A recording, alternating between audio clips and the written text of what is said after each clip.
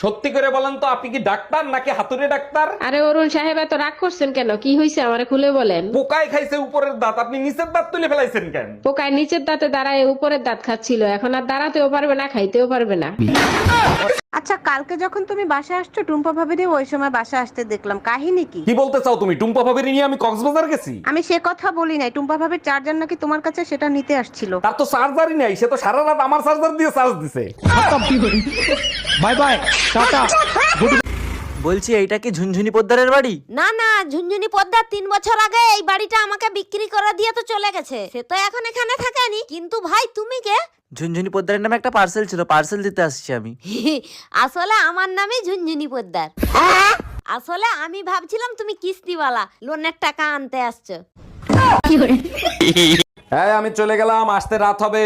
শুনো, রাতে বাসায় আসার সময় হলুদের গুঁড়া আর মরিচের গুঁড়া নিয়ে আইসো। আগের কালের নানি দাদিরা মশলা হামাল দিস্তায় করতো, তোমরা করতে পারো না? আমরাও কুটি, নানি দাদিরা মশলা কুটতো আর আমরা স্বামীরে কুটি। সারা দিন ভাবিকের দিকে নজর, তোমারে এত বলি তোমার লজ্জা লাগে না? আরে লজ্জা তো নারীর ভূষণ। তুমি ভাবির টি শার্টের উপরে এরোপ্লেনটা দেখছো? এরোপ্লেন দেখার কি আছে? তুমি জীবনে এরোপ্লেন দেখো নাই? আরে এরোপ্লেন তো অনেক দেখছি, কিন্তু এত বড় এরোপ্লেন কোনোদিন দেখি নাই। ডাক্তার, শরীর দুর্বল লাগে আর প্রেশার সবসময় লো থাকে, কি করব বলেন তো? প্রতিদিন রাতে ঘুমানোর আগে দুধ খেয়ে তারপর ঘুমাবেন। আরে ডাক্তার, দুধ খেয়ে তো প্রতিদিন রাতে ঘুমাই, তাতে তো দুর্বলতা বাড়ে, কমে না। আজকে থেকে শুধু গরুর দুধ খাবেন, অন্য দুধ খাবেন না। ভাবি, কিছু মনে না করলে একটা প্রশ্ন করব? ভাবিরা কখনো কোনো কিছু মনে করে না, জিজ্ঞেস করেন। একটা হাতির সামনে একটা উলঙ্গ লোক দাঁড়ায় আছে, হাতিটা ওই লোকরে কি প্রশ্ন করতে পারে? আপনাকে দেখে মনে হচ্ছে জানোয়ার আর মানুষের ভিতরে কোনো পার্থক্য নাই। না ভাবি, হয় নাই। তাইলে আমি পারবো না, আপনি বলেন। হাতি প্রশ্ন করছে, এত ছোট সুর দিয়ে কেমনে শ্বাস নেন?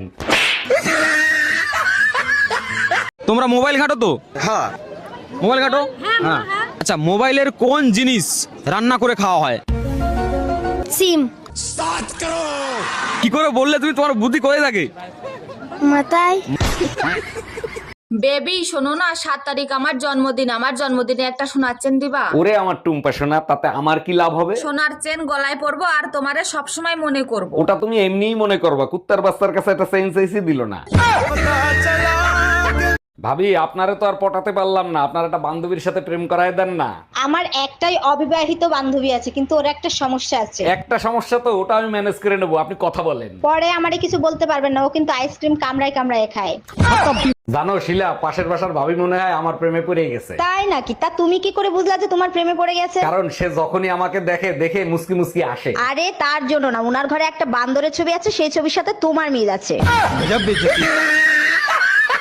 জামাই কই তুমি? তাড়াতাড়ি খাইতে আসো। আমার খিদে নেই, আমি খাবো না, আপনারা খেয়ে নেন। আরে জামাই কি হইছে? রাগ করতেছো কেন? বলবা তো। 3 দিন ধরে ডিম খাওয়াচ্ছেন, ডিমের মা বাপ নাই, এদের সাথে দেখা করাতে পারেন না? কেমনে দেখা করাবো জামাই? ডিমগুলো তো সব এতিম। কি ব্যাপার, আজকাল অনেক মেয়েদের ফোন আসতেছে, তোমার ফোনে কয়জনের সাথে প্রেম করো? হতে পারে আমার মনটা সাগরের মতো বিশাল, কিন্তু সেই পানিতে তোমার মতো হাঙর থাকতে অন্য মাছেদের আসার সাহস আছে? আমার সোনা, তুমি আমার এত ভালোবাসো? এই কি বললা তুমি? অরুণ ভাই, আপনার ঘরের কোনো কিছু নষ্ট হইলেই দেখি খুব সুন্দর করে সারেন, এগুলো কি কোথাও শিখছেন? না ভাবি, কোথাও শিখিনি, তবে যে জিনিস ধরি ঠিক করে সারি। সব জিনিসে তো দেখি আপনি ঠিক করতে পারেন, তা এমন কোন জিনিস আছে যে আপনি ঠিক করতে পারেন না? জি ভাবি, একটা জিনিসই আছে, 25 বছর ধরে চেষ্টা করতেছি, আজ পর্যন্ত ঠিক করতে পারিনি। তাই তুই 25 বছর ধরে কি ঠিক করতে পারিস নাই? ঘরের বউ।